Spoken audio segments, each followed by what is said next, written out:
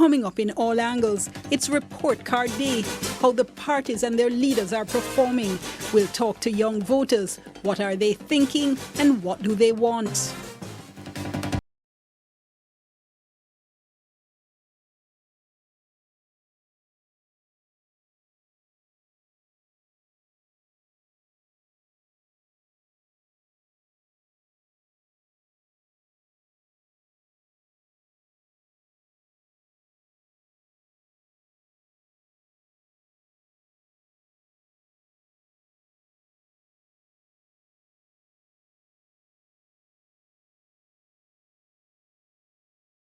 And thank you so much for joining us here on All Angles. I'm Dion Jackson, and as always, a very special welcome to our viewers on onespotmedia.com. So joining us to talk about all things politics, we have in studio with us student leaders, all registered voters.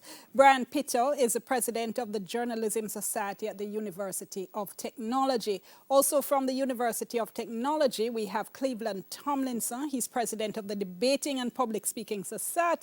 Colleen Fuller is a Deputy Hall Chairwoman at Mary Seacole Hall at the UWI. And also with us, Sondre Roden, who is the head delegate for the Model United Nations at the UWI Mona campus. I'm almost intimidated reading those introductions. But so let's start off with the whole issue, because I'm correct, right? You all got enumerated. Yes. Well, let me start with that. Brian, tell me, when did you get enumerated and why? Well, I got enumerated last year, actually, November. It wasn't necessarily of my own impulse.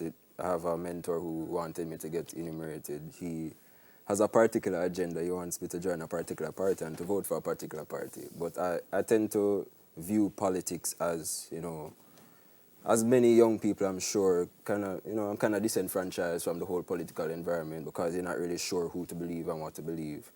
But I mean, having seen the current government in position and seeing all the good things that they're doing, I'm starting to wonder if I should, actually come out and vote.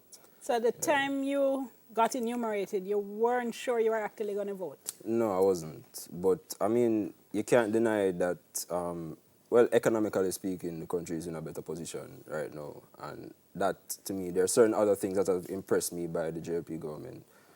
So I'm more convinced than I was before I came enumerated. All right, Cleveland, what about you? Well, I got enumerated last year. I think last year, April, and I was very eager to get enumerated. In fact, I remember when I was a child growing up, I was like, oh, I can't wait to vote. I can't wait to exercise my right. So I became 19 last year. I was 18, so I got the chance and I took it and I ran quickly and I got enumerated. And I said to myself, I can't wait to exercise my right because I don't think that the matter of governance of a country is something that people should abstain from. I think everybody should consider it serious, something very important as it relates to selecting people who will craft the policies that will impact your lives. So what about the people who look at the two sides and say, black dog, monkey, now vote for neither of them? I know you have people who look at that who think that there's a slim margin of difference between the political parties. But I think you can find areas of excellence between political parties where one political party would triumph over another. I think those are areas you can identify. Okay. Colleen, what about you? Well, for me, like Cleveland, I've been really excited about voting. I got married in, I think, 2017, like right after leaving high school, and reaching that age, I got my idea because I was very eager. I can remember growing and seeing my mother coming in with the purple ink on her finger. So for that really was a thrill for me, and I always wanted to participate in that. So on reaching the age, I just went right in. Okay. And Sondre? All right, so I might challenge your status quo on what you said initially. So I started the process just recently because there's an impending general elections, and seeing that I'm one that posits the ideas that young people should be involved, I can't go around preaching what I don't practice. So as a result... That doesn't necessarily sound like you plan to vote. That sounds like you want to be able to say, hey, I'm on the list, I'm enumerated. No. What I want to do, I actually want to vote because I think that this right is a right that we should not not take for granted. I think that the people need to understand that we employ the Prime Minister, we employ the government, we employ them whether JLP or PNP. If they're not doing what they're supposed to be doing, then we as the people need to understand that our inherent right is to vote them out. All right. Well, I'll tell you what, before I continue with the discussion, Kalisha, in fact, did an overview looking at our poll results. So let's go to that now to just set a little bit more context for the discussion. The date for a general election is yet to be called, but the campaign trail is already heated. When you get the new clocks, the daddy. Anjo, me road bad. Look for me new clocks. But as time winds down, things are not looking up for some of our leaders. Take the opposition leader, Dr. Peter Phillips, for example. Jamaicans continue to rate him poorly. According to the latest RJR Gleaner Don Anderson polls, 62% of respondents gave him a negative rating, while only 14% believed his performance is good or very good. This is even worse than how Jamaicans rated his performance in 2019. They're not the kind of findings that any political party would want. They're disappointing. We will continue to review the findings and see what lessons we can learn from it. Polls are a snapshot at a particular point in time. We continue to do our work as an opposition, as a team, to highlight the issues that are affecting Jamaica people. As for the performance of the opposition itself, 57% of respondents rated it poor or very poor. What you find is that the support for the opposition is stronger amongst older persons. Similarly, the support for the leader of the opposition is stronger amongst the older persons, by which we mean persons over 65 years of age. So we found that amongst young persons, the performance of the opposition was more negatively rated than amongst the older persons. And similarly, the performance of the opposition leader was more negatively rated. Now to the opposition spokespersons.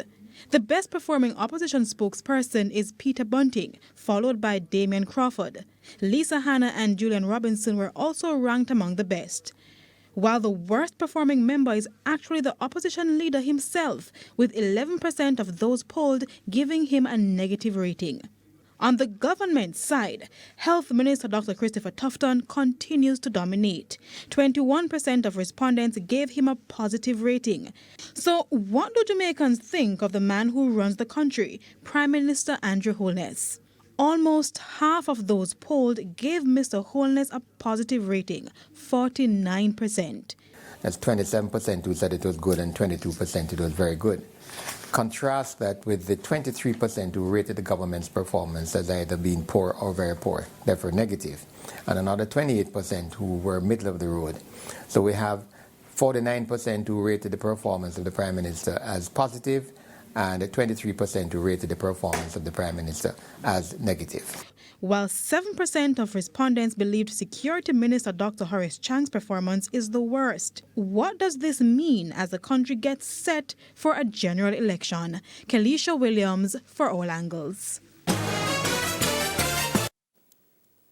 Thank you so much, Kalisha. Well, one of the things I want to ask our guests, when you hear that question, how do you rate the performance of a government, the performance of a minister or opposition spokesman or spokeswoman? I want to know what does that mean for you? Let me ask you first, Sandre. If you look at rating a government first, you as Sandre Roden, college student, what are you looking for? Right. So as it relates to rating a government, it's about what they do holistically, which means economy, infrastructure, also how they invest in things like education, youth, and how they get information across to the citizens. So those are some key things that you look at. And then you'll have to look at the leaders and how poised and how the leaders perform overall.